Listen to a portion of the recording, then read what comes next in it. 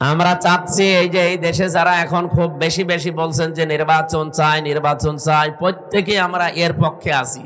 কারণ এই দেশে যতদিন নির্বাচিত সরকার না বসবে ততদিন পর্যন্ত অনেকের ষড়যন্ত্র বন্ধ হবে না। এটা বন্ধ করার জন্য নির্বাচিত সরকার মাস্ট বি দরকার, কিন্তু তার চাইতেও আগে দরকার যে 2732 জন মানুষ জীবন দিল, তাদের রক্তের অন্তত কিছু দেখানো। কেন তারা রক্ত দিয়ে গেল? কোনো কাজ নেই? আপনি কি মনে করেন আবু সাঈদের জীবনের কোনো দাম নেই? মুগ্ধর জীবনের কোনো দাম নেই?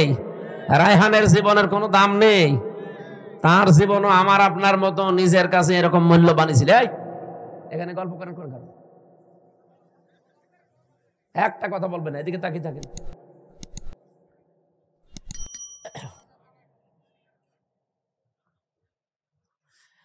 তারাও মূল্যবান ছিল, তাদের জীবনও তাদের কাছে আমাদের মতোই মূল্যবান ছিল।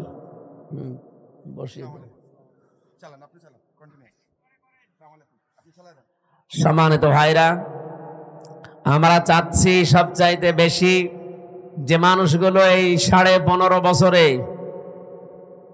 পৃথিবীর নিকৃষ্ট মানুষ যে 6 জনের নাম বললাম, তার ভেতরে আর একজন যিনি পালিয়েছে উনি। আপনি এখন ইন্টারনেটে সার্চ দেন, 6 জনের নাম আসবে পৃথিবীতে নিকৃষ্ট মানুষ তারা। তার ভেতরে নরেন্দ্র মোদী একজন। আমি নাম নিলাম না, আমাদের দেশেরটা বদনাম হয়ে যাবে, এখন রেকর্ড হচ্ছে তো। ওইটাও একজন। মানুষ এত খারাপ হতে পারে, এত নিচে নামতে পারে। কয়েকদিন আগে একটা ভিডিও ছেড়েছিল, হ্যাঁ দেশের মানুষ শুধু আমারই গালি দেয়, আমারই দোষ, আমি সব একা খেয়েছি, আর কেউ খায়নি। আমার ছোট বোন যে এত খাইলো, তারে কিছু বলে না। এরপরে শব্দ আর বলা যাচ্ছে না। সবগুলো খালি খাই পাঠিয়েছিল। আপনি কি করেছে দেশে? আমি কয়েকদিন আগে মালয়েশিয়া, সিঙ্গাপুর, থাইল্যান্ড এই দেশগুলোতে ছিলাম। এই শয়তানরা অধিকাংশ গুলো ওই দেশগুলোতে পালিয়েছে, কিন্তু ওই সাহেব পাড়া বানিয়েছে, থাকে না। সেকেন্ড হোম যেখানে, সেখানে তালা লাগানো, থাকে হচ্ছে হোটেলে। যে হোটেলে উঠি দেখি নিচে 2 জন বসে চা খাচ্ছে। কি গো হুজুর, আমরা আগেই পালিয়েছি। পালালেন কেন? এমন কাজ কেন করা লাগবে যে অন্তত চেয়ার শেষ হলেই পালানো লাগে? আর আপনি পালিয়ে হোটেলে কয়দিন থাকবেন? আপনার না 620টা বাড়ি, একটা বাড়িতেও তো থাকতে পারেন না। আপনার মাথা খারাপ হয়ে যাওয়ার কথা না যে একটা লোক 620টা বাড়ি, ও এক একটা বাড়িতে যদি 1 বছর করেও থাকে।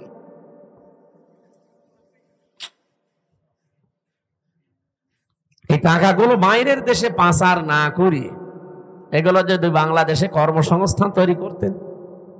36 লাখ যুবক এখন বেকার বাংলাদেশে।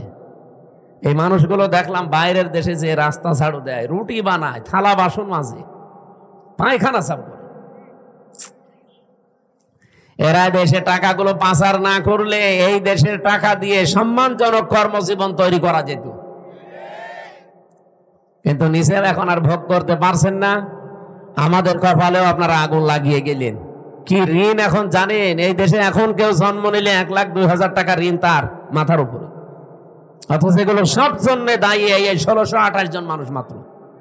এই 1628 জন যদি ঠিক হয়ে যেত না, এই দেশটা মালয়েশিয়ার মতো ঠিক 2004 সাল থেকে দাঁড়িয়ে যেত।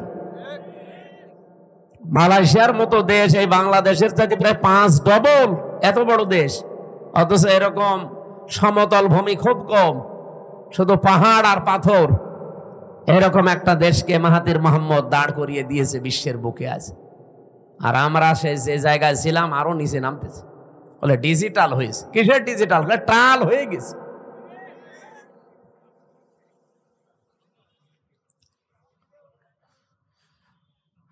আমরা চাই নির্বাচন কালকেই দিয়ে দেন, কিন্তু 1628 জনের একজনও চেয়ারে থাকা যাবে না। যারা জালেম ছিল, জালেমের দোসর ছিল, সবগুলো তাড়াতাড়ি নামিয়ে দেন, নতুন মানুষ ওখানে বসান। এই 15.5 বছরে যারা বৈষম্যের শিকার ছিল, এই মানুষগুলোকে নিয়ে সেখানে বসান। কালকে নির্বাচন দিয়ে দিন, কালকে সুষ্ঠু হবে। 1628 জন কারা? যারা এই 15.5 বছরে এই কাজ কারবার করেছিল। এই শুধু নাটোরের জেলার ডিসি গেছে কুষ্টিয়ায়, কুষ্টিয়ারটা এসেছে কুড়িগ্রাম, কুড়িগ্রাম একটা চট্টগ্রাম, এই পাল্টিয়েছে। এখনো পর্যন্ত জালেমদের যতগুলো বিচারপতি জজ সব তারাই আছে প্রায়। এগুলোকে আপনি মনে করেন যেগুলো মানুষ ছিল? এই কালকে একটা বিচারপতির ভিডিও দেখছিলাম, ও এখনো পর্যন্ত হাসিনার গুণগান গায়। ওর নাম হচ্ছে শেখ আহমেদ জমাদার। আমার মনে হয় ওরা যদি কুকুরও দেখে কুকুরও ঘৃণা করবে। পৃথিবীতে স্বৈরাচার যারা হয়ে যায় তাদের কয়েকটা ক্ষতি সামনের সম্ভাবনা দেখা দেয়। তার এক নম্বরে পৃথিবীর প্রত্যেকটা সৃষ্টির ভেতরে আল্লাহ একটা ঘৃণা তৈরি করে দেয় তার প্রতি। আপনি তামাম দুনিয়া এখন খোঁজ নিয়ে দেখেন, দুনিয়াতে যারা এখনো স্বৈরাচার আছে তাদের প্রতি শুধু আমরা না, পৃথিবীর যত সৃষ্টি আছে সবার ভেতরে ঘৃণা তৈরি করে দিয়েছে কে বলুন? দুই নম্বরে ওরা যখন মারা যাবে দুনিয়া থেকে, ওদের জীবনের কোনো ভালো কাজ আল্লাহ কবুল করেনি, আর সর্বশেষ সে যদি ভালো হতেও চায় আল্লাহ সেই লাইন বন্ধ করে দেয়। আপনি ফেরাউনের দিকে তাকানো, কিন্তু শেষ কথা এটা বলেছিল, আন্নাহু লা ইলাহা ইল্লাল্লাযী আমানাত বিহি বানু ইসরাঈল ওয়া আনা মিনাল মুসলিমিন। আমি ঈমান আনলাম ওই আল্লাহর উপরে যার উপরে বনি ইসরাঈলরা ঈমান এনেছে, আমি তো মুসলমান। এরপরও ফেরেশতারা আমারে পানির ভেতরে চোবাই কেন?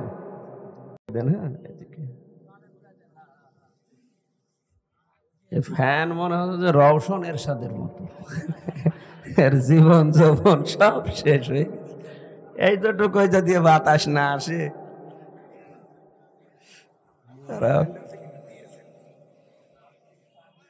ঠিক আছে, প্রশ্ন যা দেবেন মোনাজাতের আগে দেবেন। যাদের আছে ভাই বোনেরা, যাদের প্রশ্ন আসে লিখে রাখবেন, মোনাজাতের আগে পাঠিয়ে দেবেন, আমরা কথা বলবো। ঘন্টাখানিক কথা বলবো ইনশাল্লাহ, থাকবেন না? ঘন্টাখানিক সময় দেন।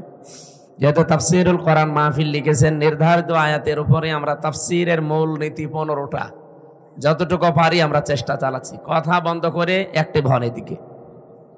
সম্মানিত ভাইরা, আমরা কথা তুলছিলাম কি, পৃথিবীর ময়দানে আল্লাহ রাব্বুল আলামিন যত স্বৈরাচারের জীবনী আমি পড়েছি, এই মানুষগুলোর বড় ক্ষতি হচ্ছে ঘৃণা তৈরি করে দেয় সৃষ্টি জগতের ভেতরে তার প্রতি। দুই নম্বরে ওর শেষ ঠিকানা, যেটা জীবনের শেষ দিন পর্যন্ত যখন ভালো হওয়ারও চেষ্টা করে, ওকে আল্লাহ আর ভালো করার রাস্তা রাখে না। এই লোকটা সর্বশেষ বলেছিল যে আমি ঈমান আনলাম, এরপরও ফেরেশতারা আমার এভাবে পানিতে চোবায়। আল্লাহ রাব্বুল আলামিন ডাক দিয়ে বলেন, আল আন, এখন, আকাদ আসাইতা ক্বাবলু ওয়া কুনতা মিনাল মুফসিদিন, এর আগে তুমি বড় সন্ত্রাসী ছিলে, স্বৈরাচার ছিলে, ফ্যাসাদকারী ছিলে। জমিনে তোমার জন্য আমার বান্দা বান্দিরা আতঙ্কে ছিল। এখান থেকে আমি তাফসিরে ফি জিলালিল কোরআনে পড়েছি, পৃথিবীতে কোনো মানুষের কারণে যদি আল্লাহর সৃষ্টি জগৎ আতঙ্কিত হয়ে যায়, ওই লোকটাকে আল্লাহ সবচাইতে বেশি ঘৃণা করে। এটা 15.5 বছর এটা বেশি ছিল। এমন এমন মানুষ আমরা দেখেছি যাদের জন্য মানুষেরা আতঙ্কগ্রস্ত ছিল। কি, আমি তো নাটোরের খবর খুব বেশি জানি না, কিন্তু শিমুল সাহেবের জানি। ওনার নাম শুনলেই মানুষ আতঙ্কিত হয়ে যেত। কি জানি না, কিন্তু ভেতরে অবশ্যই এরকম কিছু আছে। দোনো সাহেবের মতো মানুষ তাই ওনার সাথে পেরিয়ে দেয়নি। আপনি চিন্তা করতে পারেন, দোনো বাংলাদেশে যদি 20 জন থাকে তার ভেতরে একজন অন্তত, আর সে পর্যন্ত এর সাথে পারে না। তার মানে এই লোকটা কি আপনারা নিজেরাও ভালো জানেন।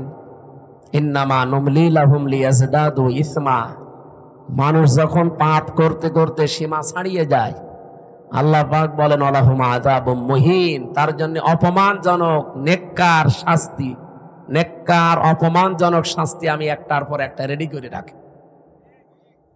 কোরআনের 2টা আয়াত আমার কয়েকদিন আগে আমার নজরে এসেছে, এর আগে আমি বহুবার পড়েছি, কিন্তু এইটা এইভাবে যে আছে আমি জানতাম না। বাংলাদেশ সহ বিশ্বের যতগুলো দেশে আমারে নিয়ে গেছে, আমি যেহেতু একটা বড় গ্রুপে ছিলাম, আকিজ গ্রুপে, এনাদের মাধ্যমে বিশ্বের বহু দেশে আল্লামা সাঈদের মতো আল্লাহ রাব্বুল আলামিন ওনাদের ওসিলায় কোরআনের দাওয়াত নিয়ে যতগুলো দেশে গেছি, যতগুলো আন্তর্জাতিক সেমিনারে, বিশ্ববিদ্যালয়ে, আমি এই আয়াতটা আমার নজরে এতদিন হাজার হাজার বার পড়েছি, কিন্তু না, এখন আমার কাছে এই তথ্যগুলো আসার পর একটা আশা সঞ্চার হয়। সূরা আলাম নাসর 5 এবং 6 নম্বর আয়াত একটু ভালো করে শোনেন, দেখেন আপনার কাছে একটা অন্যরকম অনুভূতি আসবে। কোরআনের কথা কোনো মিথ্যা নেই, 100% সত্য, নাকি 98%? হ্যাঁ, আল্লাহ পাক বলেন ফাইন্না মাআল উসরি ইসরা, ইন্না মাআল উসরি ইসরা, 2 বার রিপিট করলেন। আর উসরুন মানে কষ্ট, এই শব্দের আগে আল্লাহ পাক দিয়েছেন আলিফ লাম।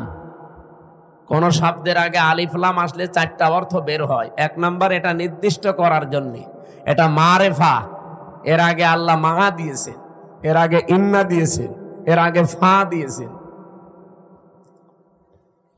তাফসিরে মুফাসসিরিন ইকরাম 42টার উপরে আমি বসে বসে মিলিয়েছিলাম যে দেখি কোনটার কি বক্তব্য আয়াতের ব্যাপারে।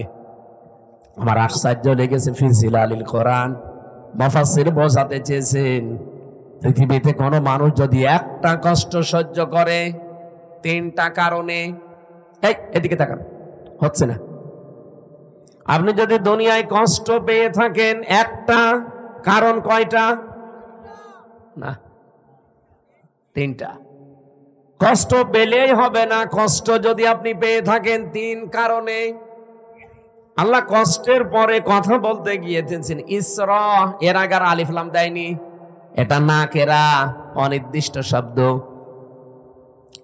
মুফাসসিরিন ইকরাম বোঝাতে চায় আল্লাহর বক্তব্য, দুনিয়াতে যদি কেউ একটা কষ্ট সহ্য করে, কমপক্ষে তার ওই কষ্টের সাথে 70টা সুখ আল্লাহ জড়িয়ে রাখে। না, এ পর্যন্ত আপনারা কিছুই বোঝেননি, আন্দাজে সুবহানাল্লাহ বলেছেন। এবার আমি ব্যাখ্যায় দেখছি, টিকায় পড়েছিলাম, একটা কষ্ট যদি কেউ সহ্য করতে পারে দুনিয়ার এই ময়দানে, কারণ কয়টা বললাম? বলেন বলেন। 3 কারণের বাইরে যদি কষ্ট পান, তার জন্য আপনার জন্য 70টা সুখ আল্লাহ রেডি করবে? না, নেই। হাসিনাও কিন্তু কষ্ট পেয়েছিল, কিন্তু এই 3 কারণের বাইরে। এবার আসেন তো, এই 3 কারণের কষ্ট আমাদের জীবনে আছে কিনা?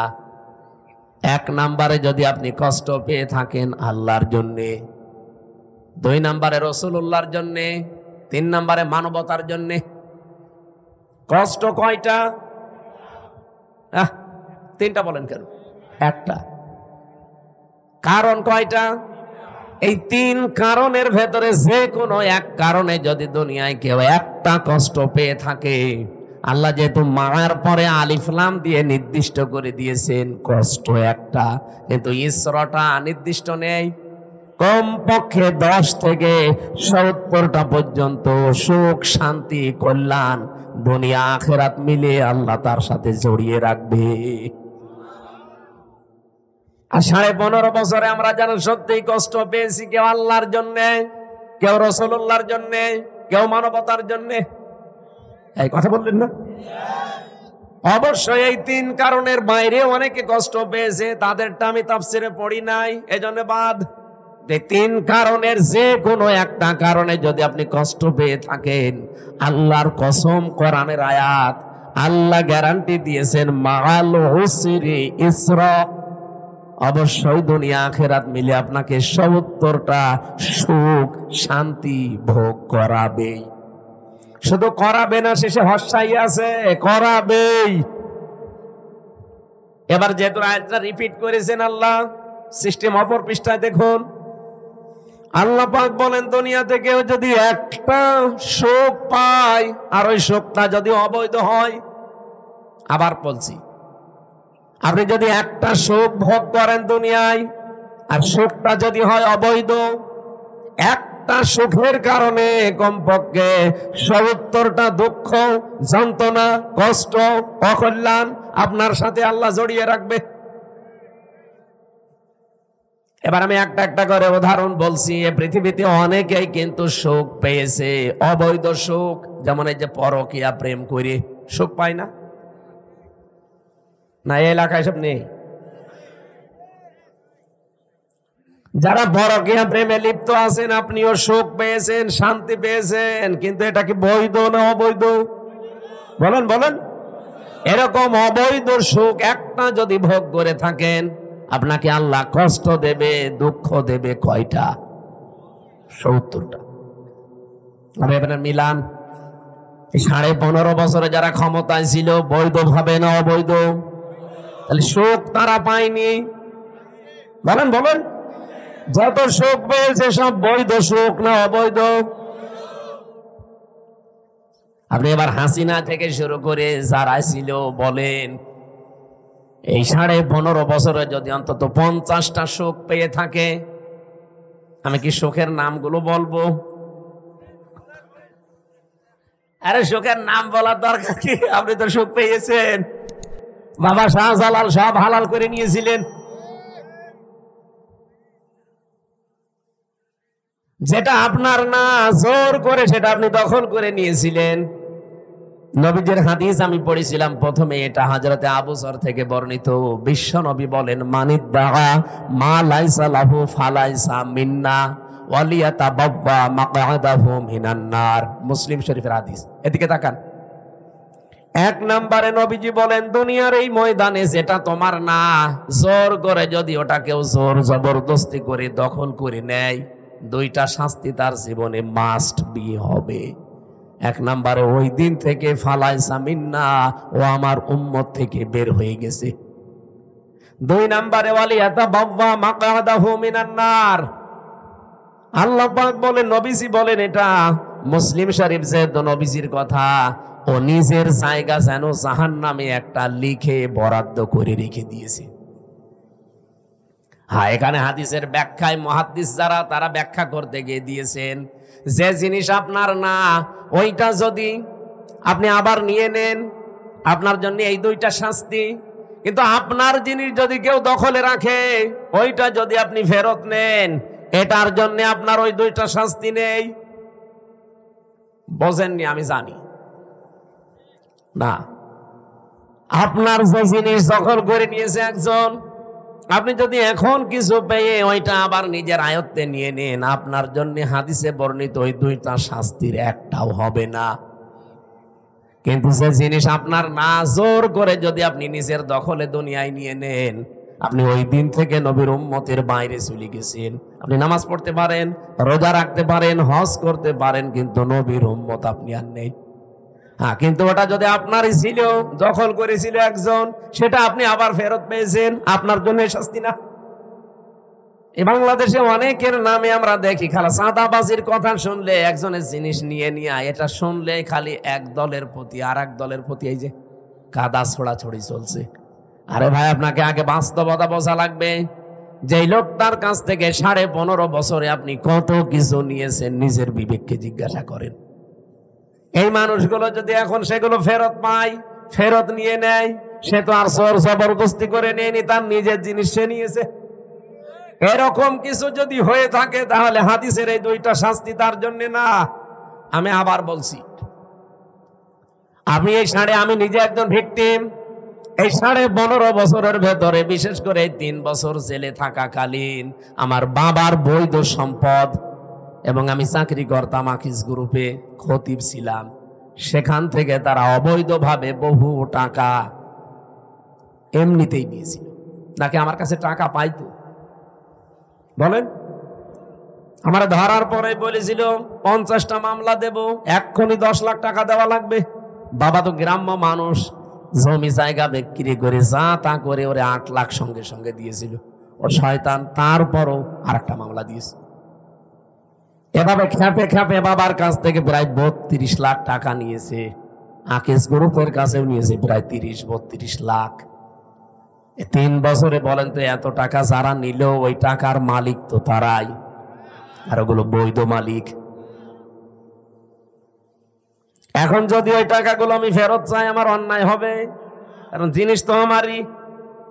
আপনি তো জোর করে জবরদস্তি করে উল্টাপাল্টা মামলা দিয়ে টাকাগুলো নিলেন। এখন আপনার বিরুদ্ধে মামলা দিলে ওই টাকা যদি সরকার আমারে ফেরত দেয়, তে আমার দোষ কিসের? আমার জিনিস আমি ফেরত পেয়েছি। কয়েকদিন আগে যে সিরাজগঞ্জ গোল চত্বরে বসেছিলাম, তারেক জিয়া সাহেবের গ্রামে গিয়েছিলাম এক মাহফিলে, গাবতলী থানা না, ওই গ্রামে গিয়েছিলাম আগস্টের 5 তারিখের আগে। স্টেজ থেকে তাড়তে তাড়তে মাঠের ভেতরে ওসি সহ আমারে প্রায় 1-1.5 কিলোমিটার তাড়িয়েছে। পা মা কেটে ওই দিন আমার গাড়িটা ড্রাইভারটা ধরে আটকে রেখে দিয়েছিল। পরবর্তীতে যাদের পাঠালাম তাদের বলেছে টাকা দিতে বলেন। কিসের টাকা? দেওয়া লাগবে। 1,13,000 টাকা গুছিয়ে দিয়েছিলাম বিভিন্ন জায়গা থেকে। ওই দিন তো আমি নিজেই পালিয়ে বেড়াচ্ছি। ওটা মে মাসের মনে হয় শেষের দিকে হবে। আগস্টের 5 তারিখের পরে সেই দেশ পরিবর্তন হয়ে গেছে, ওর নামে বিভাগীয় মামলা হয়েছে। ওরে এখান থেকে পাঠিয়ে দিয়েছে কক্সবাজারের টেকনাফে। ওর বন্ধু এখানে চাকরি করে, আর একজন খোঁজ পেয়েছে যে আমার মাহফিল সিরাজগঞ্জে, ওই জায়গা থেকে চলে এসেছে। এসে আমি চা খাচ্ছিলাম, হঠাৎ করে এসে বলছো, হুজুর আসসালামু আলাইকুম, আমারে মাফ করে দেন। কে আপনি? বলছে আমি সেই ওসি আজাদ। আরে ভাই আপনারাই খুঁজছি, এদিকে আসেন। আপনারাই খুঁজতেছি। আপনি যে বেকার আমার গাড়িটা আটক করে নিয়ে এতগুলো টাকা নিলেন আর আমার যে তাড়া দিয়েছিলেন, হুজুর আমার বিভাগীয় মামলা হয়েছে, আমার চাকরি মনে হয় থাকবে না। আমারে দিয়েছে সেই বান্ধ কি কক্সবাজারের টেকনাফে। আমি অনেক কষ্ট করে এসেছি আমার এই বন্ধুর মাধ্যমে খোঁজ নিয়ে, আপনি আমারে মাফ করে দিয়েন। কোনো অনুষ্ঠানে যেন অন্তত আমার নামে কিছু বললেন না। আমি কিছু বলবো না, আগে টাকা ফেরত দিন। আচ্ছা টাকা নেই, টাকা নেই তো কিসের মাফ? 7 দিন সময় দিলাম, টাকা ফেরত দেওয়া লাগবে। আপনাদের এই নাটোরের সন্তান একজন ছিল আব্দুল বারী রশিদি, এই যে সিংড়ায় বাড়ি, ওই ভাইয়ের গাড়ি আটকিয়েছিল। শেষ পর্যন্ত এখানে ডিস্টার্ব করা যাবে না, থাক এখানে দাঁড়িয়ে থাক ভাই, আপনি জানেন, আপনি এখানে এসে বসেন তো ভাই।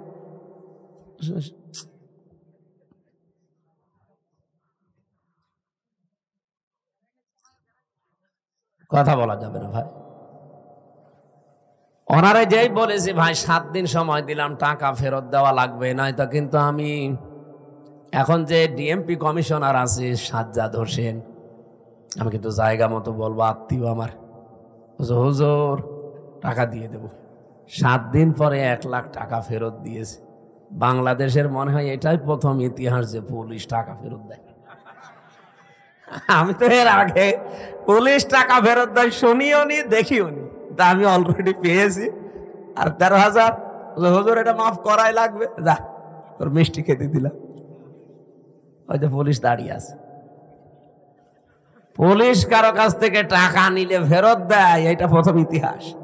এখন ওই টাকা যে ফেরত দিল, আমি কি জোর করে নিয়েছি নাকি আমার টাকা আমি নিয়েছি বলেন? তো এইরকম করে যারা এই 15.5 বছরে বহু টাকা বিভিন্ন জায়গায় দখল করে নিয়েছিলেন, ওই টাকা এখন আমাদের ফেরত দেন। আমি আশা করছি কি বোঝাতে চাই আপনি বুঝেছেন। সুতরাং যারা এতদিন মাল কামিয়েছেন, বাংলায় বললাম, এই টাকাগুলো যার কাছ থেকে নিয়েছেন তার ফেরত দিয়ে দিন, নাই তো সে আপনার কাছে যে নেবে তখন তার নামে আপনি বদনাম বের করবেন। উনি জোর জবরদস্তি করে, সাদাবাজি করে, সাদাবাজি করেছে, তার জিনিস ফেরত নিয়েছে। এরকম যত জায়গায় যার জিনিস ছিল সবগুলো ফেরত দেন। ইসলামী ব্যাংক যাদের, তারা ফেরত পেয়েছে। আরো কিছু আছে, আমরা চাই সবগুলো তার ফেরত দিয়ে দেন, নিজে দুনিয়া থেকে মুক্ত হন।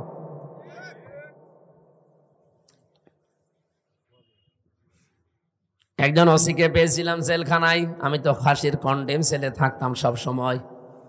উনি আমার এসে একদিন বলছো, হুজুর আপনি তো তওবার কথা বলেন। আমি ওখানে ভেতরে ওই ওয়াক্তীয় নামাজ পড়াতাম, আমার পেছনে নামাজ পড়ার জন্য অনেকে আসত।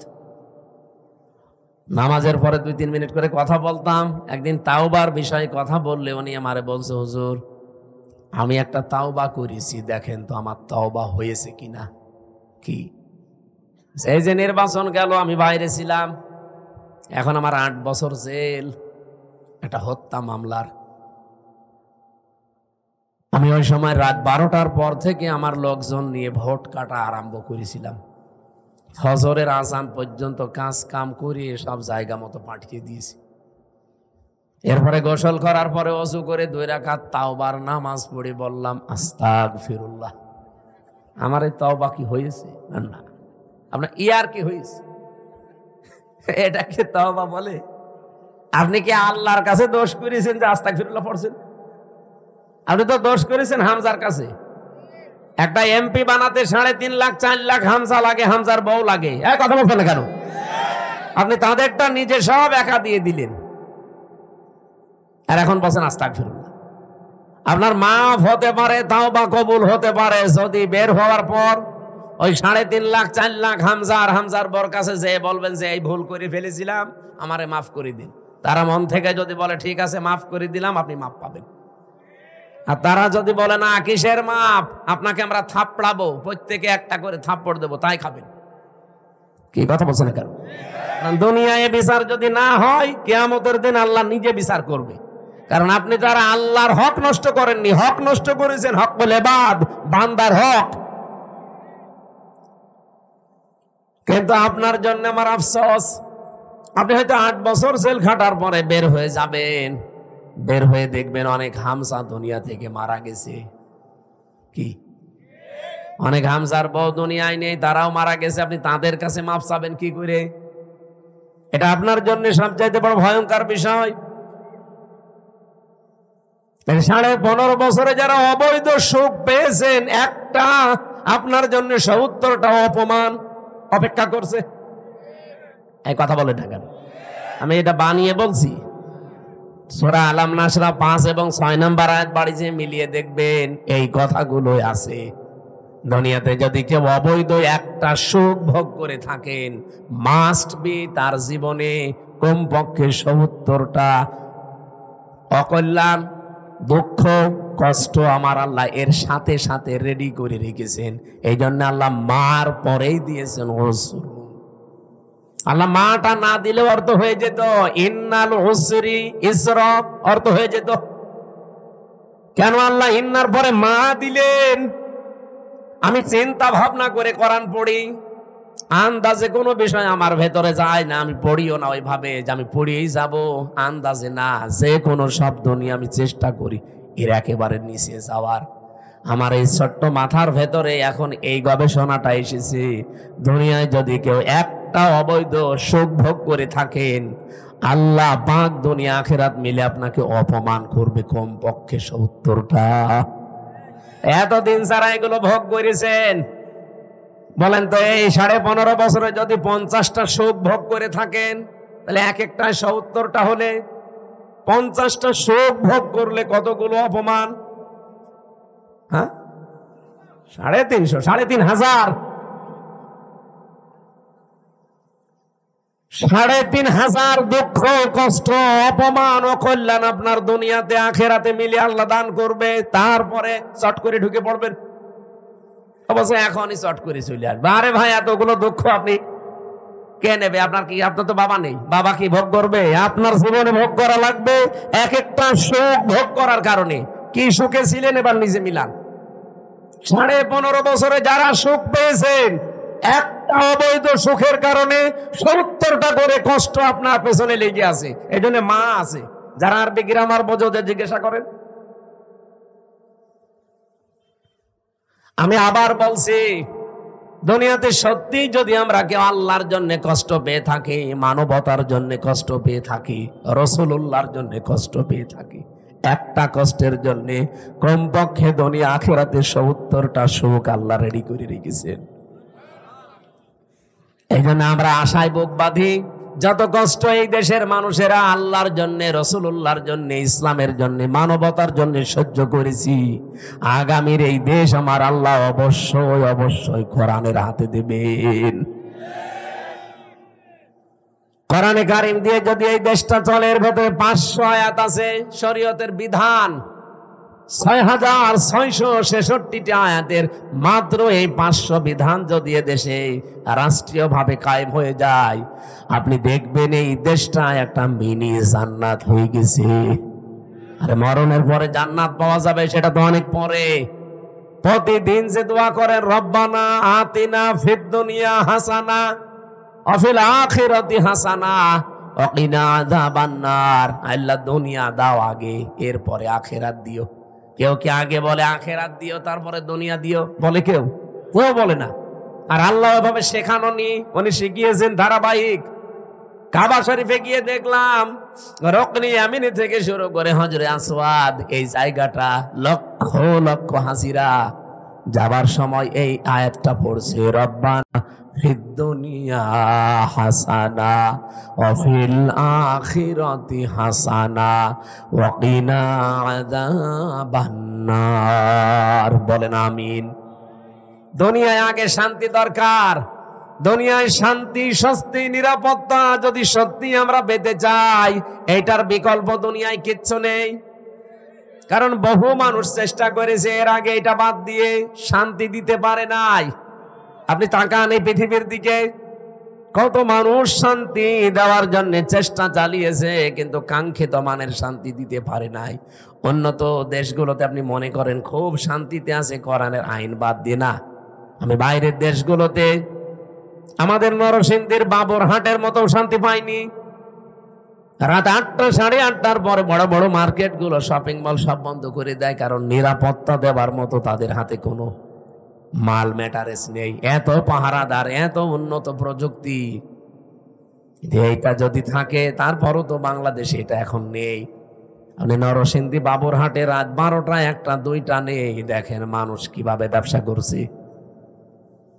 হযরত ওমর জানিয়েছিলেন কোরআনের 500 আইন যদি পৃথিবীতে কায়েম হয়ে যায়, হাজরে আসওয়াদ থেকে হাজরা মাউত পর্যন্ত, সানাই থেকে হাজরা মাউত, এ বিশাল রাস্তা, একজন সওদাগার লক্ষ লক্ষ টাকার মালামাল নিয়ে চলতে থাকবে।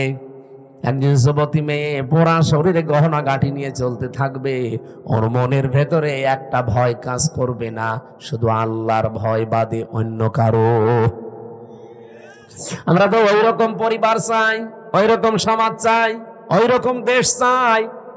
টেকনাফ থেকে তেতুলিয়া পর্যন্ত একজন মানুষ লক্ষ লক্ষ টাকা নিয়ে আসবে, ওর মনের ভেতরে ছিনতাইয়ের ভয় থাকবে না, চুরির ভয় থাকবে না, কোন ডাকাতির ভয় থাকবে না। একটা ভয় থাকবে, কার? বলেন বলেন। মনি জান্নাত হয়ে যাবে দেশটা। ওই দৃশ্যটা আমরা চোখে দেখতে চাই। জীবনে প্রতিদিন আমার মনে হয় এই দোয়াটা আমি অন্তত যে কোনো একবার করি, আল্লাহ পৃথিবীতে কিছুই যদি তোমার কাছে কবুল না হয়, 3টা বছর বিনা কারণে জালেমদের জিন্দানখানায় বন্দী ছিলাম, কষ্ট তো কম বেশি পেয়েছি, ওরা আর আমাদেরকে আরো বেশি কষ্ট দিয়েছে। আমি তারেক জিয়া সাহেবের পিএস জনাব মিয়া নুরউদ্দিন অপু ভাই, ওনার বন্ধু গিয়াসউদ্দিন মামুন ভাই, এই 2 জনের সাথে আর আল্লামা মামুনুল হক, এই 4 জন আমরা পাশাপাশি ছিলাম 3 বছরে। মিয়া নুরউদ্দিন অপু ভাই আর মামুনুল হক, এই 2 জনের যে স্যাক্রিফাইস আমার প্রতি আমি জীবনও ভুলতে পারবো না। এই জন্য যেখানে যাই আমি অপু ভাইয়ের জন্য, মামুন ভাইয়ের জন্য, মামুনুল হকের জন্য আগে দোয়া করে নেই, আল্লাহ পাক দুনিয়া আখিরাতে তাদের যেন উত্তম পুরস্কার দান করেন। বহু কষ্ট পেয়েছে লোকগুলো বিনা কারণে, বিশেষ করে অপু ভাইয়ের মতো মানুষ। এখন পরিবর্তন হয়ে গেছে যতটুকুই, কি কষ্ট দিতে মানুষগুলো। 24 ঘন্টা সিসি ক্যামেরা লাগিয়ে, 2 জন পাহারাদার আমাদের 4 জনের জন্য আলাদা বসানো, 24 ঘন্টা তালা লাগানো, ফাঁসির কন্ডেম ছেলে। মনে হচ্ছে আমরা কি করেছি। খালি ওনাদের তারেক জিয়ার সাথে সম্পর্ক আর আমাদের ইসলামের সাথে সম্পর্ক, এই তাছাড়া আমার কি দোষ পেয়েছিল বলে? আমারে মামলা দিয়েছে, আমি নাকি আনসারুল্লাহ বাংলা টিমের প্রধান, কি অসাতা আমি জানি। সেই ভুয়া মামলা দিয়ে 3 বছর রেখে দিই। আরে জেলে দিলেও তো থাকা যায়, নাটোরে তো জেলখানা, জেলা কারাগার গুলোতে থাকা আর বাড়িতে থাকা প্রায় সমানই। কিন্তু আমাদের হয়ে গেছিল হাই সিকিউরিটি জেলে, ফাঁসির সেল, কন্ডেম সেল, ওর ভেতরে আবার 24 ঘন্টা তালা লাগানো। কিছু পড়তেও দিত না। একবার কারারক্ষী দেবদুলাল বললাম যে স্যার একটা বই নিয়ে এসে দিতে পারেন না? হুজুর আমার সুন্দর সুন্দর বই আছে, একটা নিয়ে দেব। এসে দেখি দিয়েছে বঙ্গবন্ধুর আত্মজীবনী। এটা পড়ে করবো কি? না, অনেক জ্ঞান আছে এর ভেতরে, পড়েছিলাম। ওরাটা কি করবো, কোনো বই নেই তো, সারাদিন সারা রাত ওই বই। কয়েকদিন পরে দেখে আবার দায়িত্বে এসেছে, বললাম যে ওই বই শেষ হয়ে গেছে, আর একটা ভালো বই নিয়ে এসে দেন। এবার নিয়ে এসে বঙ্গবন্ধুর ছেলেবেলা। আপনি আর বই পান না? বলছে ওখানে বঙ্গবন্ধু কর্নারে শুধু এই বই আছে। পরের দিন আর একটা বই দিল, বঙ্গবন্ধুর চীন সফর। রাগ করে বললাম আপনি আর কোনো বই নিয়ে আসবেন না, আপনি যদি পারেন, হিন্দু মানুষ তো আপনার কাছে তো বলে লাভ নেই, কোন মুসলমান কারারক্ষী অন্তত দায়িত্বে আসবে। আশরাফুল বলে একজন আসলো, ওর এখানে নাম লিখা, মনে করলাম যাক, এরা আর কিছু না, হালকা পাতলা ইমান তো আছে। বললাম যে ভাই আপনি একটু তাফসীর নিয়ে এসে দেন তো, সারাদিন এই বসে থাকা 24 ঘন্টা তালা লাগান, আপনি তো সূর্যের আলো নিতে দেন না। আল্লাহর ইশারা দুইটা তাফসীর নিয়ে এসেছে দেখি, ফি জিলালিল কোরআন আর তাফহিমুল কোরআন। এ পৃথিবীতে 42টার উপরে তাফসীর আছে, সবচাইতে বেশি আমি ভালোবাসি এই দুইটা তাফসীরকে, আর আল্লাহও মিলিয়ে দিয়েছে এই দুইটাই। ওখান থেকে বসে বসে যতগুলো বিষয় আমি নোট করেছিলাম, ওরা তো লিখতে দেয়নি, ভালোভাবে চুরি করে করে যা করেছিলাম ওইটা আজকের তেলাওয়াতকৃত আয়াতের ভেতরে হালকা আছে। আমার এবার কোরআন থেকে আরম্ভ করি নাকি কষ্ট হয়ে যাচ্ছে, একটু বেশি সময় হয়ে গেল। জবান খুলে সূরা মুলকের 2 নাম্বার আয়াত, মাত্র একটা আয়াত পড়েছি। এ মাথার ভেতরে আয়াত নিয়ে যত কথা সাজানো আছে, সারা জীবন যদি বলা যায় তাও শেষ হবে না, এত কথা আছে আয়াত। আমরা তাফসীর আকারে পড়বো এবং তাফসীর আকারে বলবো ইনশাআল্লাহ। জবান খুলে কোরআনের সোনালী আয়াত পড়েন। আউযু বিল্লাহি মিনাশ শাইতানির রাজিম, বিসমিল্লাহির রহমানির রহিম।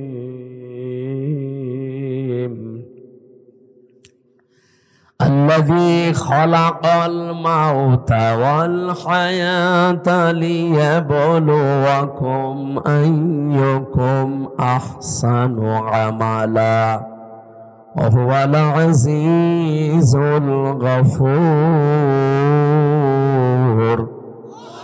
صدق الله العظيم। কোন সূরা জানো? মুলক। মুলক মানে রাজত্ব, মুলক মানে আমরা যাই ভাবি, যাই করি না কেন, যাই চিন্তা ভাবনা আমাদের থাক, বিভিন্ন রাজনৈতিক দল করার কারণে আলাদা চিন্তা ভাবনা থাকতে পারে, কিন্তু রাজত্বের আসল মালিক কিন্তু আল্লাহ। এটা আপনাকে বিশ্বাস করা লাগবে। যদি এর ভেতরে অন্য কেউ ঢোকে আপনি মুশরিক। এই কথা বলছেন? রাজত্বের মালিককে ক্ষমতায় পৃথিবীতে কেউ দিতে পারবে না আপনাকে, ক্ষমতায় দিতে পারবে শুধুমাত্র আমার আল্লাহ। হ্যাঁ, আপনার যদি অন্য কোনো বিশ্বাসের ভেতরে ঢোকে যে না আমেরিকা আমারে পারবে, ভারত আমারে পারবে, জনগণ আমারে পারবে, আল্লাহর কসম আপনার ঈমান শেষ, আপনি মুশরিক হয়ে গেছেন। কিয়ামতের দিন আমল আখলাক যদি মানুষের কমও থাকে, কিন্তু ঈমানটা যদি তার নির্ভেজাল থাকে, আমার আল্লাহ তারে মাফ করে দেবে। আমল আপনি গাড়ি গাড়ি করেছেন, কিন্তু ঈমানের ভেতরে যদি ভেজাল থাকে, ওয়াকাদিমনা ইলা মা আমিলু মিন আমালিন ফাজআলনাহু হাবাআম মানসুরা। এই পৃথিবীতে কোন মানুষ যদি শিরিক যুক্ত আমল নিয়ে আল্লাহর কাছে হাজির হয়, যে এই দেখেন, ওর আমলটা দেখার পরে আল্লাহ ধুলি কণার মতো ওর মুখের উপরে নিক্ষেপ করবে। আল্লাহর এক বান্দা আয়াতটা নিয়ে চিন্তা করছিলেন। এক বাজারে গেছে বাজার করার জন্য, হঠাৎ বাজারওয়ালা দোকানদারকে 100 টাকার একটা নোট দিয়ে বাজারগুলো সদাইগুলো দিয়ে দেন। উনি এভাবে উলট পালট করে বলছে, হুজুরে টাকা চলে না, অচল টাকা, এর মাঝে যে একটা দাগ থাকার দরকার ওটা নেই, এটা জাল টাকা, ভেজাল, আপনি নিয়ে যান, অন্য সময় দিয়ে যাবেন। যেই বলেছে এটা জাল অচল, উনি সেন্সলেস হয়ে গেছে। লোকজন এসে বলেছে, দোকানদার এই লোকটাকে মেরেছেন। বলছে না, আগে ওর হুঁশ ফেরান।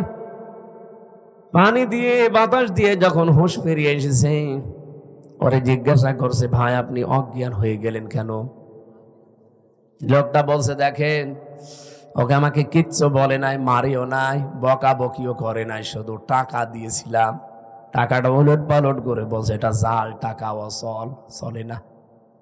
আমার জীবনে একটা ধাক্কা লেগেছে যে আমারও তো একটা টাকার নোট আছে, তার নাম হায়াত। তার নাম কি বলেন বলেন?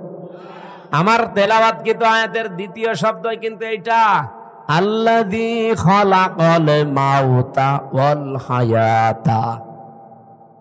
আল্লাহ বলেন আমি তোমাদের মউত আর হায়াত বানিয়েছি। লোকটা ডাক দিয়ে বলছে আমারও একটা হায়াত আছে, একটা নোট আছে টাকার, তার নাম এই 50, 60, 70 বছরের হায়াতের জিন্দেগি। আমি যদি এখনই মারা যাই, রব্বুল আলামিন যদি আমার হায়াতটা হাতে করে বলে বান্দা এটা অচল, চলে না। এর ভেতরে শিরিকের কিছু দেখতে পাচ্ছি, এর ভেতরে মানুষ ঠকানো আমল দেখতে পাচ্ছি।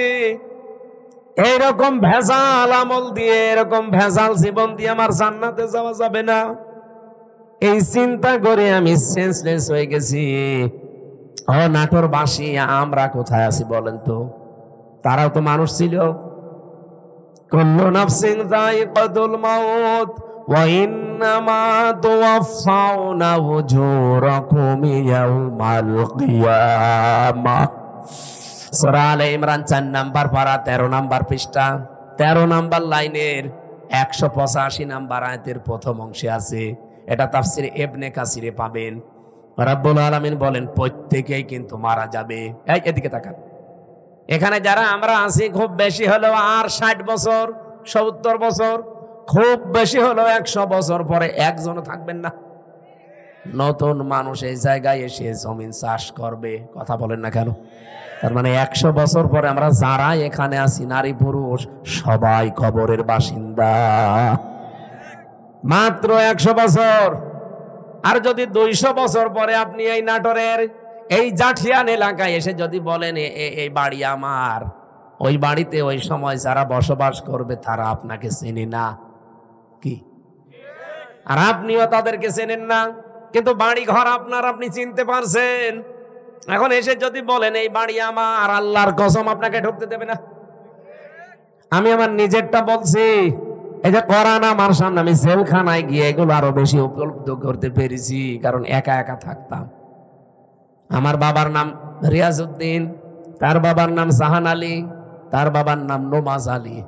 এরপরে আমি আর চিনি না। সত্যি কথা বলছি, এর পরের পুরুষ আমি আর চিনি না। আর আমি নমাজ আলীকে দেখি নাই, আমি জাহান আলী পর্যন্ত দেখেছি।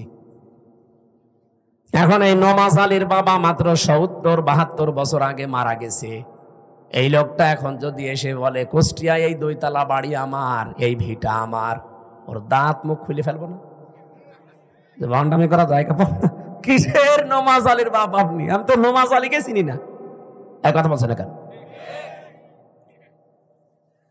বলেন তো আমার বাবা রিয়াজউদ্দিন, জাহান আলী, নমাজ আলী, তারপরে আমি চিনি না। আমি তাও 3 পুরুষ পর্যন্ত বললাম। এ ভাইরে জিজ্ঞাসা করেন তো, 3 পুরুষও পারবে না? খুব 2টা পারবে মনে হয়। তাহলে ওনার 3 পুরুষের আগে 4 নাম্বারটা যদি এখন এসে নাটোরে ওনার বাড়িতে বলে যে এটা তো আমার বাড়ি ছিল, আমি এখানে থাকতে চাই, কসম আল্লাহর যত বড় দাড়ি হোক ও বাড়ি উঠতে দেবে না। বলবো আপনার জায়গা না থাকলে মসজিদে থাকেন, সকালবেলা চলে যান। এই যে পাশের জেলা রাজশাহী, 3 দিন আগের ঘটনা কি ঘটেছে দেখেছেন? 4টা ছেলে মেয়ে লোকটার, অথচ ট্রেনের নিচে মাথা দিয়ে মরে গেল। 4টা ছেলে মেয়ে। 8 মাস আগে তার বউটা মারা গেছে। না, আমি শুধুমাত্র ওই ছেলে মেয়েকে দোষ দেই না, ওই বাবারও দোষ আছে। কারণ কোরআনে কারিমের যে নির্দেশগুলো ছিল সন্তান হওয়ার পরে 11টা, আপনি খালি জন্ম দিয়ে ছেড়ে দেবেন তা না। ওই 4টা ছেলে মেয়েকে যদিও কোরআনে বর্ণিত 11টা শিক্ষা দিত, যেই বৌমা 2টার কারণে লোকটা আত্মহত্যা করলো, ওই রকম বউ ছেলেরা 14টা বাদ দিয়ে দিত। আমাদের জাতির পিতা হযরত ইব্রাহিম আলাইহিস সালাম তার সন্তান ইসমাইলকে বলেছিলেন যে তোমার ঘরের চৌকাঠটা পাল্টিয়ে ফেলো, তার মানে তোমার এই বউর আচরণ ভালো না, এরে পাল্টিয়ে ফেলো। উনি কিন্তু বুঝে ফেলেছিলেন যে বাবার মনে দুঃখ দিয়েছে। এই জন্য এখানে একটা মাসলা বের হয়, আপনার বাবা যদি ইসলামী কোনো কারণে আপনার বউ বাদ দিয়ে দিতে বলে, বাবার কথা অনুযায়ী বউ বাদ দেওয়া যায়। কিন্তু 4 কারণে। আপনি বাবা ওই যে যৌতুকের টাকা পাইনি এই জন্য বাদ দিতে বলছে, ওই রকম বাবার কথা মানা যাবে না। এরকম বাবা আছে না, যে চাহিদা ছিল সে পর্যন্ত হয়তো পূরণ করতে পারেনি। এমনকি অনেকে এই যে বরযাত্রী নিয়ে যাওয়ার সময় ছেলের বাবা এই কথা বলে যে বিয়ায় আমি কিচ্ছু চাই না, শুধু 500 লোক খাওয়াবেন। আপনি কি ফকির নাকি? আর বরযাত্রী যাওয়ার এই সিস্টেমটা বন্ধ করা দরকার। এটা ইসলাম না, এটা হিন্দুদের কালচার। কোথায় পেয়েছেন এই সিস্টেম? বরযাত্রী ইসলামে আছে, ইসলামে আছে অলিমা। অলিমা ছেলের বাড়ি হয় না মেয়ের বাড়ি হয়? আর যে বরযাত্রী কোন বাড়ি? কোথায় পেয়েছেন ভণ্ডামি? এটা বাদ দেওয়া লাগবে আজকেই। যারা এখানে আছেন মুসলমান, অন্তত অন্য ধর্মের লোক নেই, আজকে থেকে হিন্দুদের এই কালচার বাদ। কোন বাড়িতে কেউ বরযাত্রীর দাওয়াত দিলে যাবেন না। বলে না ও হারাম, আমি খাবো কোন কারণে? কারণ মেয়ের বাবা যদি মন থেকে আপনাকে কিছু না দেয়, যা নেবেন একটা পান নিলেও পানটাও হারাম। আর আপনি মরণের খাওয়া খান, যে 10 পিস করে গোস্ত খায়, তারপরও বলে না কিছুই হয়নি। তোর হবে কি করে? ও তো রাক্ষস। বরযাত্রী যাওয়া যাবে? গিয়েছেন কোনদিন? এটা বন্ধ করা লাগবে। অলিমা করবেন, অলিমা করা যায় যাচ্ছে। আমি এই কথাটা 3-4 বার বলতাম না, কারণ আমার ছেলে নেই, আমার 3টা মেয়ে, আমার আবার বাঁচা লাগবে না। যদিও ইসলামেও আছে, তারপরও আমার নিজেরও বাঁচা লাগবে ভাই। বারবার করে বলছি বরযাত্রী যাওয়া, অলিমা করা হয় ছেলের বাড়িতে, ছেলের বাবারা বুঝুক না। এই যে এই লোকটা ট্রেনের নিচে মাথা দিয়ে মরে গেল, এই যদি ছেলে মেয়েকে আল্লাহর পরে মা বাবার স্থান, এটা যদি কোরআন থেকে হাদিস থেকে ছোটবেলা থেকে শিখাতো এই দিনটা, তাহলে এই 2টা ছেলে ওর বউ দরকার হয় বাপ দিয়ে দিত, তারপরও বাবাকে ভাবে বাড়ি থেকে বের করে দিত না। লোকটা সারাদিন বাড়িতে জায়গা পায়নি, শেষ পর্যন্ত স্টেশনে না খেয়ে সারাদিন ছিল, সকালবেলা যে মরে গেছে। এরকম সন্তান যেন কারো না হয়। আরে সন্তানের তো শুধু দোষ না ভাই, আপনি ওইভাবেই তৈরি করেছেন তাকে। আল্লাহর পরে যে আপনার স্থান সে তো জানেই না। এখানে মাসলা হচ্ছে, বাবার কথা যদি শরীয়ত সম্মত হয়, বাবা যদি বলে বউ রাখা যাবে না, এর ভেতরে আমি শরীয়তের এই জিনিসগুলো ভুল পাই, তাহলে বাদ দিয়ে দেওয়া লাগবে। কিন্তু মায়ের কথা শুনে বউ তালাক দেওয়া জায়েজ নেই। এই মাসলাটা মনে রাখবেন। বাবার সম্মান কিন্তু মায়ের চাইতে খুব বেশি না, 3 গুণ বেশি মায়ের মর্যাদা। কয় গুণ? কিন্তু মায়ের কথা শুনে কেউ বউ তালাক দেওয়া জায়েজ নেই, কারণ শাশুড়ির সাথে আর বৌমার সাথে সম্পর্ক মেয়ে আর মায়ের মতো জীবনও হয়নি, হবেও না।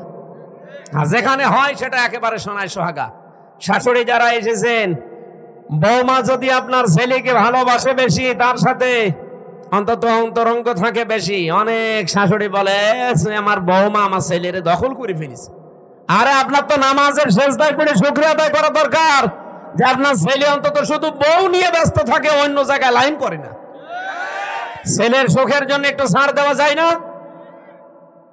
এখানে যারা শাশুড়ি বসে আছেন, অবশ্যই আপনাকে ছাড় দেওয়া লাগবে, কারণ আপনার ছেলের সুখের জন্য 10 মাস 10 দিন আপনি কষ্ট করেছিলেন, 22 থেকে 25 বছর একাধারে কষ্ট করলেন। এখন আরেকজনের হাতে অন্তত সে আছে, তার সুখের জন্য একটু স্যাক্রিফাইস করা লাগবে আপনাকে। এরকম শাশুড়ি আমরা চাই। এরকম মা আমাদের দরকার নেই। এই মার এদিকে মন পাওয়া যায় না, ওদিকে বর মন পাওয়া যায় না, শেষে আমরা রোগী হয়ে যাই। এরকম পরিবার দেশে নেই? বলেন ভাই, নেই